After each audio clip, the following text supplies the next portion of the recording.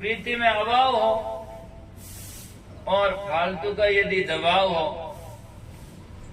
तो सत्संग में आकर क्या पाया हमने? सत्संग किस लिए किया जाता? कोई नाक कान तो बदलता है नहीं। वेशभूषा बदलने से क्या फायदा हो सकता है? सत्संग इसलिए किया जाता है हमारे जीवन में स्वभाव को बदले। आदमी हर चीज बदलना सरल है। वेश बदल देता, देश बदल देता, प्रदेश बदल देता, मजहब और संप्रदाय बदल देता है, यहाँ तक कि आदमी गुरु बदल देता है। खैर, गुरु और सदगुरु की बात आएगा तो और अलग से कहूंगा। यदि गुरु छोड़कर सदगुरु के पास में जाए तो कोई जाकर के सजनों गलत नहीं है, लेकिन सत्य ज्ञान को छोड़कर जाकर के रोड गोदोड़ में जाएं और वास्तव में समझ में नहीं आए तो नुकसान हो सकता है। यदि किसी को तसल्ली हो, जिस फैक्ट्री में हम लगे हैं और वहां हमें 500 रुपया मुनाफा हो रहा है, आगे फैक्ट्री में हमें यदि 1000 दे रहा है, बढ़िया बात है, जा सकता है, कोई बात नहीं।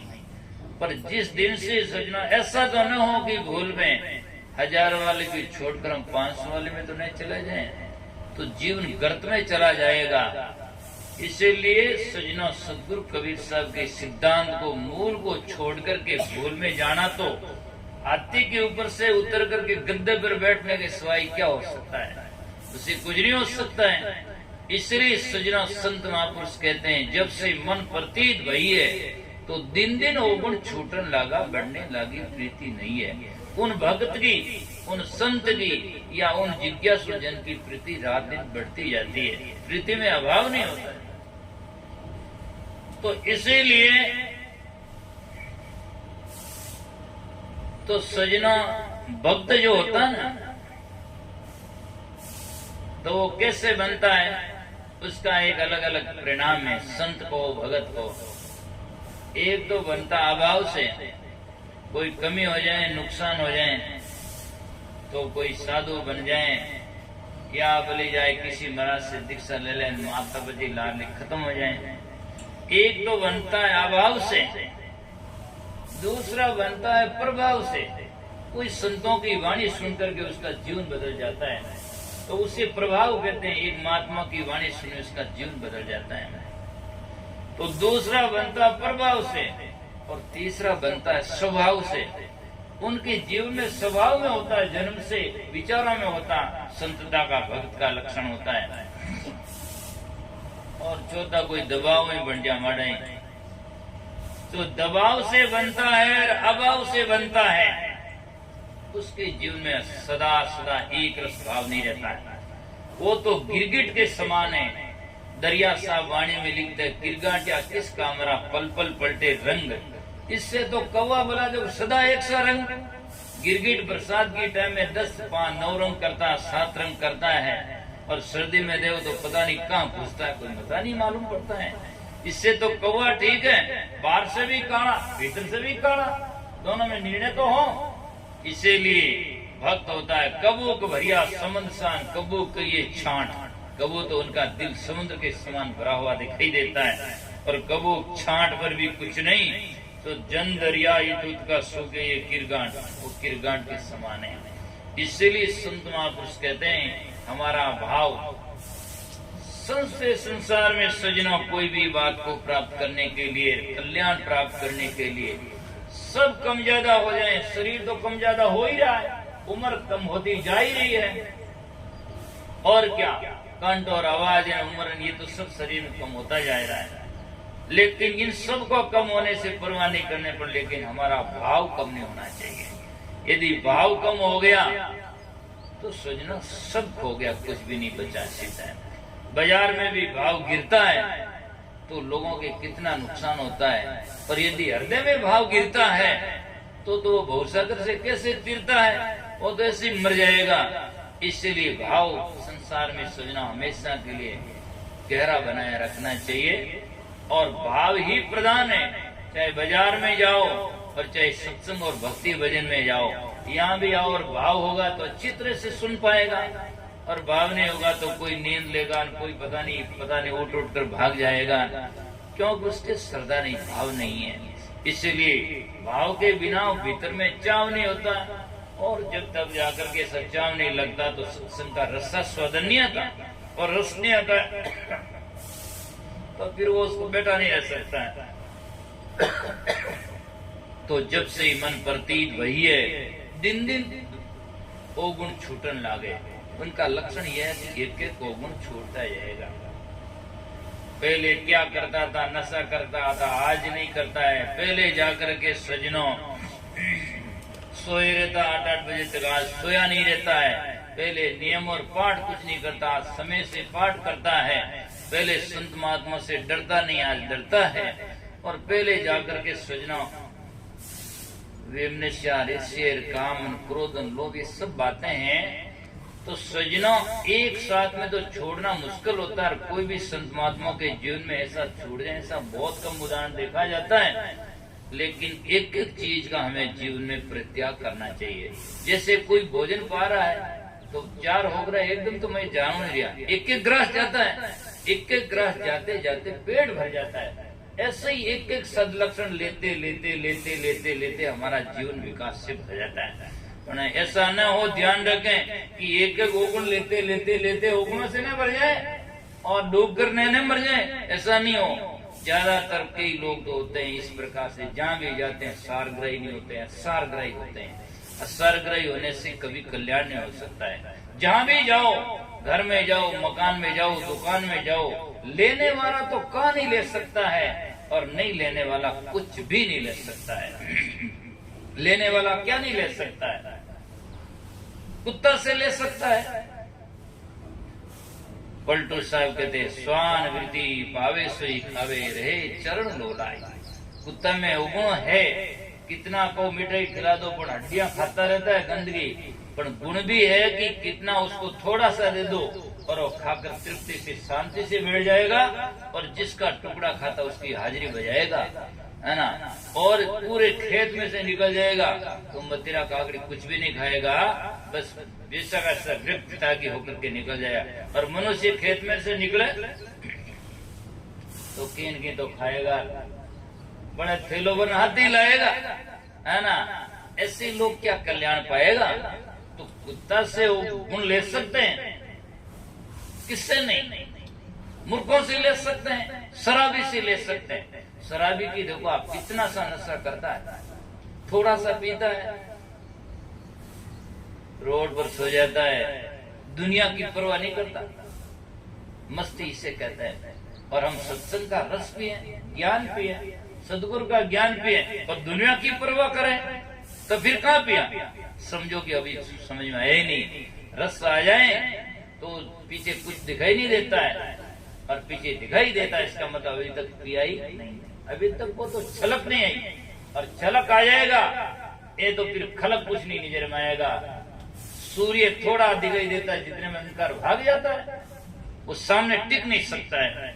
इसीलिए संत महापुरुष कहते हैं, ज्ञान लेने वाला कहीं से ले सकता है, और नहीं लेने वाला सत्संग में जाकर भी उल्टा ही सोचता है।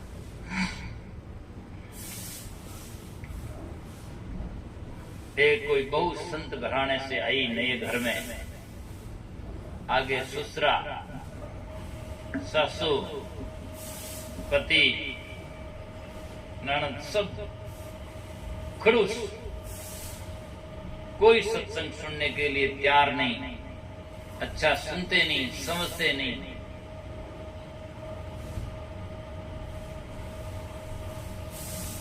तो उसको मन में चिंता हुई, क्या करें, इनको कैसे समझाएं। तो गांव में कोई भागवत कथा चल रही थी, तो उसने कहा कि आज सभी सत्संग में चलो, कथा में चलो। उसने सोचा भाई कोई न कोई ज्ञान लगे तो अच्छा ही है। ले गई, कहने से ले गई, चले गए। तो भागवत तो आप सुनते हैं, उसमें कौरवों और पांडवों के युद्ध होता है, और दुर्योधन को भगवान कृष्ण कहते हैं जमीन दे दो 5 को, पांडवों को 5 गांव दे दो। वो कहते हैं मैं नौकरी नहीं दूंगा।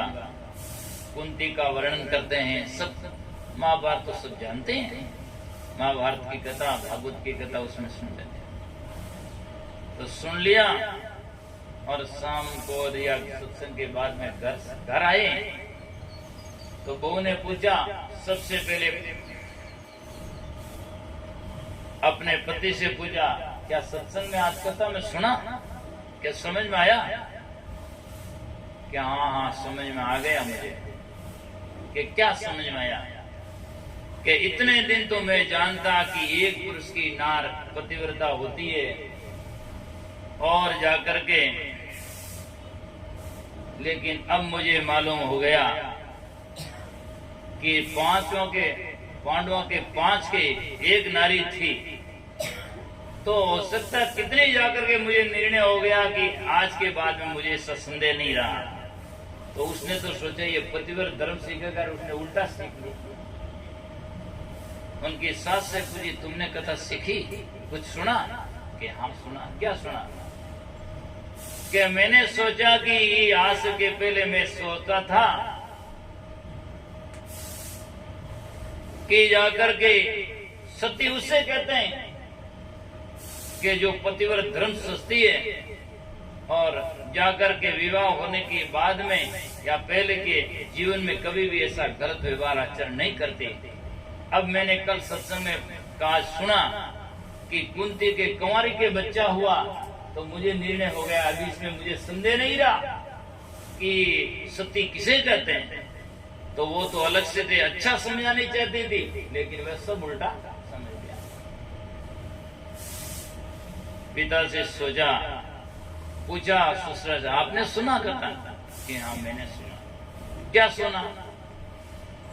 कि मैंने आज के पहले तो सुना कि कभी भाई से कभी भाई बैर नहीं करना चाहिए, लेकिन आज मैंने कथा सुना पांडव और कौरव में कितना बैर हुआ, तो मैं कहूं तो कोई नई बात नहीं है। तो जाकर के उल्टा उल्टा सीधा सीख लिया। तो सज्जनों और अपने पति से पूछा कि तुमने क्या सुना? कि आज के पहले तो मैं सोचता कि हमारे जमीन के बारे में झगड़ा होगा तो हम झगड़ा नहीं करेंगे, भाई जितना चाहो ले लो हम। लेकिन अब तो मैं आज के बाद में दुर्योधन से पूछा तो उसने कहा मैं भाइयों को एक सुई की नोक के जीत जमीन नहीं दूंगा। तो महाभारत में ये कथा आती है, तो मैं क्यों दूंगा? आज के बाद में मैं नोक दी, मैं भी कभी नहीं दूंगा जाकर। तो कहने का अर्थ सज्जनों है कि उन्होंने सत्संग में जाकर सत्य की चर्चा सुन करके सही नहीं समझा, उसका उल्टा ले लिया। तो साधु उल्टी बिचारे औंधा, एक गाड़ी में नीम जे खरबूजान पांदा। तो संत होते हैं वो बात को उल्टा करते हैं, अच्छा करते हैं, और मूर्ख लोग होते हैं उसको उल्टा कर देते हैं। तो इसीलिए सज्जनों सारग्रही होता है वो सार लेता है, और असारग्रही कहीं भी होता है तो उसमें जाकर असार ही लेता है। तो इसीलिए और चीजें वस्तुएं गुण सद्गुण अवगुण सब में होते हैं और सब जगह होते हैं, कहाँ नहीं है। किसी जगह में जाओ तो होंगे। तो गौरा किसी दिशा में जाएगा, चाहे उत्तर में जाओ चाहे पश्चिम में जाओ, लेकिन कहीं भी जाएगा तो फूल के ऊपर बैठेगा, क्योंकि उसका तो स्वभाव है सुगंधी पर बैठना। और गुबरेला किसी दिशा में जाएगा, कहीं भी जाएगा तो वो सीधा फूल पर बैठा भी दोनों उसको, तो वो वहां से हट करके सीधा गोबर में घुसेगा, क्योंकि उनका स्वभाव गोबर में जाने का, गंदगी में जाने का। इसीलिए गंदगी में नहीं जाएं, हम बंदगी में जाएं और जीवन को सफल करें। तो इसीलिए कहा गया है सुख सागर मुख मंजन की ना, सुख सागर सत्संग और ज्ञान है। यहाँ आकर के हमारा मन को साफ करो, हमारे हृदय को साफ करो। सुख सागर मुख मंजन की ना, स्वाति बूंद नहीं सीप ली। स्वाति बूंद को सीपी जैसा ग्रहण करती वैसा पकड़ ले। जिज्ञासु होता है, शब्द को सीपी में जैसे लेता ऐसे अपने शब्द को ले लेता। स्वाति बूंद ने सीप लई, माणकपुर में मोती उपजे हीरा हंसा भेद भई। माणकपुर जो है ये मानव जन्म में, और मोती इसमें ज्ञान है, और वो संसार में सत्संग में पैदा होता है। तो यहाँ आकर के सत्संगी भक्त भजन करके अपने ज्ञान को अर्थात परमात्मा को प्रकट कर लेते हैं, अर्थात अनुभव कर लेते हैं। हीरा हंसा भेद भई है, हंसा होता हीरा मोती चुभता है, और जाकर के सजना भुगला वही आता तो मंचे खाता है, क्योंकि उनका जाकर के सजना हंसा बुगला एक रंगा और गुणा से गम पाई रहे। हंसा और बुगला दोनों एक समान दिखाई देते हैं, पर गुणों से उसकी पहचान होती है। हंसा तो मोती चुगे बुगला मच्छियां खाई रहे, है ना। हंसा मोती चुगता और बुगला मच्छी खाता है, इससे मालूम पड़ जाता है ये बुगला है और ये हंस है। ऐसे ही जाकर के जो सद्गुणी होता है और जो दुर्गुणी होता, सज्जन होता, उनके गुणों से पहचान होती है कि ये सद्गुणी है, ये सत्संगी है। तो फिर कहते हैं सुरत निरुद्धोय लागो दाव भाव बनायो, दाव ना मौका लग गया, मानव जन्म मिल गया, संत मिल गए, गुरु मिल गए, अब कमी किस बात की, अब भाव बन जाए, भाव बनायो। तो महापुरुषों ने कहा लागो दाव भाव बनायो, सदगुरु मिल गए, सा सही है। सा नाम बड़े सेठ होता ना, तो सेठ का मतलब होता है, सेठ तो दुनिया में बहुत हैं, लेकिन जो भक्ति और ज्ञान के सेठ हैं वो संत महात्मा होते हैं। सदगुरु मिल गए, सा सही है। तो बाड़ी बड़े घटे नहीं कबू परम तत्ले मानते है। उन सदगुरु की ज्ञान की पूंजी बाड़ी बढ़ती है पर कभी घटती नहीं है, और घट जाए तो सोच लो अभी जाकर के उस वस्तु और व्यापार का उससे बहुत नहीं हुआ। जिससे एक आदमी ने व्यापार लगाया, जिस पूंजी को जितनी लगाई और उसको जाकर के खाली करता गया, इसका मतलब उस व्यापार का भेद उसे समझ में नहीं आया। और यदि व्यापार का भेद समझ में आ जाता है तो पूंजी को वो घटाता नहीं, धीरे धीरे बढ़ाता है, बढ़ती जाती है। तो सोच लो कि वास्तव में व्यापारी सही है। ऐसे ही हम सतनाम के व्यापारी आए, हम सतनाम व्यापारी। कोई एक लादे कांसी पीतल, कोई एक लौंग सुपारी, हम तो लादे नाम धनी का निर्भय खेप हमारी। आए हम सतनाम व्यापारी। भजन भी आप गाते हैं, सुनते हैं, लेवो लेवो साहेब जीरो नाम आया हम व्यापारी। संत महात्मा ज्ञान की नाम के व्यापारी हैं, तो उसको लेने वाला भी कौन है? गुरमुखी वैसो सौदा कर ले भटकत फिरे गंवारा। गुरमुखी होता सौदा करता है और बाकी तो बीमार लोग भटकते फिरते हैं, उनको सत्संग का बोध नहीं होता है। तो ये बातें। तो फिर कहते हैं अगम निगम तत्व सुरत निर्दोय ज्ञान जोहरी। सुरती बाहर की दृष्टि, नीति अंदर दृष्टि, दाना ज्ञान की जोहरी बने। आज लोग कहीं हैं, जहां भी जाए बस शब्दों के जोहरी पार की नहीं बनते, बस जैसा गाया तैसा सुना, हाँ सा बढ़िया ताजो है, ताजो नहीं है। शब्दों के भेदी पार की बनना चाहिए। आज बड़ी खेद की बात है, आदमी कपड़े की दुकान में जाता तो निर्णय करता अच्छा कौन सा बुरा कौन सा है। बाजार में सामान लाओ और कुछ लाओ, सब्जी लाओ तो माता बहना ऐसी ले लेती है, आवे जो सब गली कचरी कचरी सब अलग अलग साफ करके लेती है, कहता ये ठीक नहीं है। तो भजनों में कुछ भी गाओ, कोई छाप नहीं, कोई बेटा और बाप नहीं, कोई हृदय साफ नहीं, जिसका कुछ भी नहीं, गाते जाओ हमें ताजो है, क्या ताजा हो गया? ऐसे नहीं। सजनों हमें निर्णय शब्द सुनना चाहिए, शब्दों के पार की विचारी बनने चाहिए। क्या ये भजन सही है? गाना वही चाहिए। अब बीज तो हुली उड़ो, ले जान के खेत में बाई दो, अरे बाई दो पर कहीं वही फायदो वो तो समझो। बावने से कहीं होगा, जब बीज ही उड़ा हुआ है, गुण लगा हुआ है, तो उस बीज के होने से क्या फायदा होगा? अब रात भर में कुकस ने कूटो, कचरा ने तूतरा कूटो और सुबह खाली उठो, तो फिर कूटने से क्या मतलब हुआ है? तो भजन में वजन होना चाहिए, सार होना चाहिए, जीवन में कल्याणकारी बात समझ में आने की होनी चाहिए। बाकी अंधविश्वास की बातें, रोचक बातें और बिना मतलब की बातें बहुत सारी गाओ, उससे क्या फायदा मिलेगा? न तो हमें कोई मिलता है, कोई न सुनने वालों को कुछ मिलता है। इसीलिए संत महापुरुष कहते हैं, और जगह जगह पर कई तो दुनिया में ऐसे ऐसे लोग हैं 50-50 वर्षों से सत्संग करते हैं और बेजदारी भी दिखाई देते हैं, फिर भी उन्हें इतना बोध नहीं होता कि कौन सी समय कौन सा शब्द गाना चाहिए। इतना तो माता बहना ही जानती है, ब्याह के टाइम में ब्याह का गाती है, दूसरी टाइम में मायरा के टाइम में मायरा का गाती है, और फलानी टाइम फलाना गाती है। इतना तो वो लोग ही जानती है। और साधु होकर के, विचारी होकर के, ज्ञानी और सत्संगी 50 वर्षों से होकर नहीं जानता होगा, तो बोलो क्या होगा? उतना भी बहुत कम हुआ। इसीलिए जाकर के संत महात्मा ने कहा शब्द विचार की बोलिए, शब्द को जाकर के समय पर बोलना चाहिए। जरूरत कहाँ है? अब भजन तो सामरा गवन प्रभाती हरू कर दे, जागो रे होता तो कौन कहीं जाएगा। तो जागने की बात, जब सोया हुआ तो जगाओ, अब जागा ही नहीं, जागो रे जागो, होता कौन है? तो समय पर गाना चाहिए। संध्या आरती है तो संध्या की टाइम में गाए, बिना संध्या हरू कर दो, संध्या हुई तो गाने। तो शब्दों के ऊपर हमें विवेक करना चाहिए, निर्णय होना चाहिए। निर्णय से वाणी को जाकर के शोभा लगती है। जब आप सुबह टाइम में जाकर आरती करो, सुबह शाम करो, तो मिंदर में होती, लोग कहते हैं आरती हो गई, चाहे हम करो तो आरती हो गई। रात्रि 12 बजे घंटा टोकरा बजाए थे, डोकरा कि माँ तो खराब ही ना, समझ में नहीं आती। समय पर होता है, पलटू समय पर बोले, समय पर अच्छा लगता है।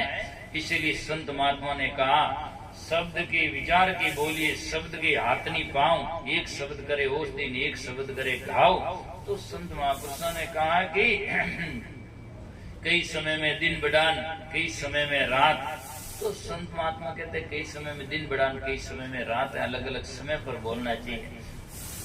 सर्दे में कांबड़ ओढ़े, खाओ मत रखे तो लोग कह गए बढ़िया है, समझदार आदमी, पता नहीं क्या जाकर कहाँ सोएंगे तो ठंडने लग जाए, इसलिए अपना साधन जुटाकर साथ में चलता है। और गर्मी में कांबड़ियों खाओ मत मिलने के मूर्ख है, अभी देखने वाले सब कहेंगे तो पागल है, अभी तो और गर्मी हो रही है और कंधे पर धर दिया, क्या फायदा होगा? तो जरूरत की जगह तो कहते हैं अगम निगम तत् खोज निरंतर गुरुवे सजीवन मूर दही है, कहें कबीर दया सदगुरु की हति कुमति सब दूर गई है। अगम, अगम कहते हैं संतवाणी, निगम कहते हैं वेद। तो चाहे वेदों की वाणी हो, चाहे संत वाणी हो, उसमें निरंतर सत्य को खोजना चाहिए कि क्या है, तत्व खोजना चाहिए। ये उन्हें कि आप 50 वर्षों में लिखी जो सही है, या मान लो 50,000 वर्षों पहले लिख दी तो ये सही है। 50,000 वर्षों पहले के तो कोई है ही नहीं। सबसे पुराने ग्रंथ हिंदुओं में नहीं, पूरे समूचे विश्व में वेद है, और वो करीब 3000 वर्ष पूर्व कहे जाते हैं। तो उनसे पहले के कोई ग्रंथ नहीं है।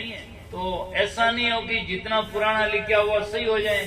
ऐसा नहीं कि ये बाबा दी 80 वर्ष का डोकरा है, जो कह दिया सब सही है, कहने से सही थोड़ी हो जाता है। उसको निर्णय होना, 2 2 4 होते हैं। तो चाहे आज का बच्चा कहे तो सही है, और डोकरा कह दे तो सही है, और डोकरा भी कह दे 2 2 10 है तो गलत है। डोकरा के कहने से सही नहीं हो जाता है, और बच्चा के कहने से 2 2 4 है तो झूठा नहीं हो जाता। ये आज का बच्चा, इसकी क्या बात माने?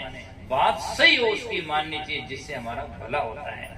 ऐसा नहीं कि जाकर के पुराने ग्रंथ में लिख दिया, नुस्ख लिख दिया। कई लोग यूँ कहते हैं जनाब हगड़ा झूठा ही है। अरे हगड़ा झूठा नहीं है, तुम अपना सोचो, कहने से थोड़ी हो जाता है। धोखा दी बहुत सारे लोग करते हैं जा करके। दुनिया तो भेड़ चाल की तरह है। तो इससे हमें निर्णय बोध होना चाहिए। कोई भी संत महात्मा को, चाहे गृहस्थी को, हम सत्संगी बने, गुरुमुखी बने, किसी गुरु के पास में जाएं और कोई भी संप्रदाय से जुड़े, लेकिन जुड़ना चाहिए विवेक से जुड़ना चाहिए। क्योंकि विवेक की दृष्टि से देख करके ये सही है तो बढ़िया है, और सही नहीं है तो कोई भी किसी से जुड़ता है उससे कोई भला नहीं हो सकता है। भला तो सत्य से ही होता है। अगम निगम तत् खोज निरंतर गुरुवे सजीवन मूर दइये, कहें कबीर दया सदगुरु की हति कुमति सब दूर गई है। हति नाम थी, कुमति ना हृदय में कुमति थी, दुर्बुद्धि थी। वो सदगुरु के ज्ञान से और प्रेम से, और सदगुरु का जब दर्शन और ज्ञान सुना, उससे हमारी कुमति दूर हो गई। और कुमति घटी तो बस सुनता बड़ी, पुरंदर भरपूर राग द्वेष जग से मिटिया, अब मन भया मजूर। बलिहारी जो मेरा सदगुरु ने जो हमारी करी कल्पना दूर। सदगुरु से कल्पना दूर होती है तो हम सदगुरु के बने, सदगुरु के पास में गए तो हमारी कल्पना दूर होनी चाहिए, और भीतर में सजना निश्चिंत आनी चाहिए। तो सजना हमारा वास्तविकता बोध और ज्ञान और हमारा बनना, और भजन सुनना, सत्संग में आना और पद की प्रतीत होनी चाहिए। तो निर्णय होगा, क्योंकि बोध ही नहीं है, निर्णय ही नहीं है। आज हमें जाकर के आपने अपना घर बनाया, अब घर के बारे में 50 जन आन कहते और थारू घर है कोई, तो मान लो कोई 50 जना कहते हैं, 1000 जना कह देंगे ये आपका घर नहीं है, तो आप मान लोगे? तो ज्ञान को कैसे मान लिया, और कैसे 50 जना नहीं 1000 जना कह देंगे सही ने, तो कैसे मान लिया जाएगा? हमने मालूम है कि घर हमने बनाया है, पट्टा हमने करवाया है, जमीन हमने ली है, पैसा हमने दिया है। तो 50 जना नहीं 1000 जना कहने से कोई हमारा थोड़ी छूट जाएगा? इसीलिए हमें निर्णय होना चाहिए। इसलिए कबीर साहब ने एक भजन में लिखा, पद प्रतीत और शब्द कसौटी, पद की प्रतीत हो और शब्द की कसौटी पर घिस करके, जिससे सोना के व्यापारी है आप यहाँ कौन, ज्वेलरी की दुकान देखो इनके, है ना, तो वो कसौटी होती है, इतना पत्थर होता उस पर घिसते हैं कि भाई सोना नकली है या असली।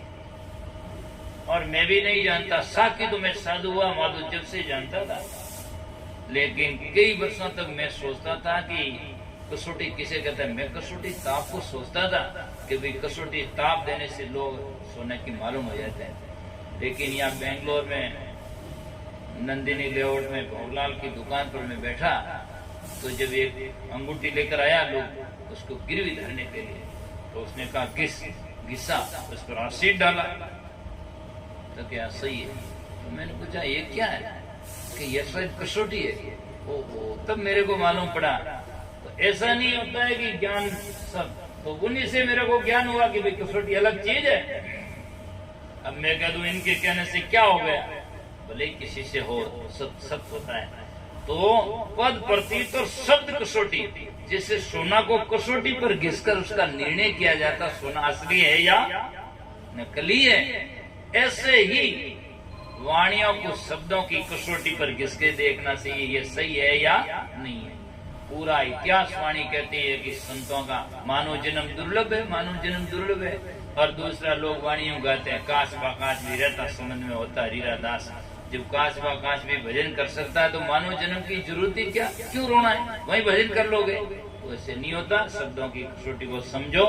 इन्हीं शब्दों के साथ में वाणी को विराम देते हैं और समय से आप हमेशा के लिए जहाँ भी आपको बताई जाए और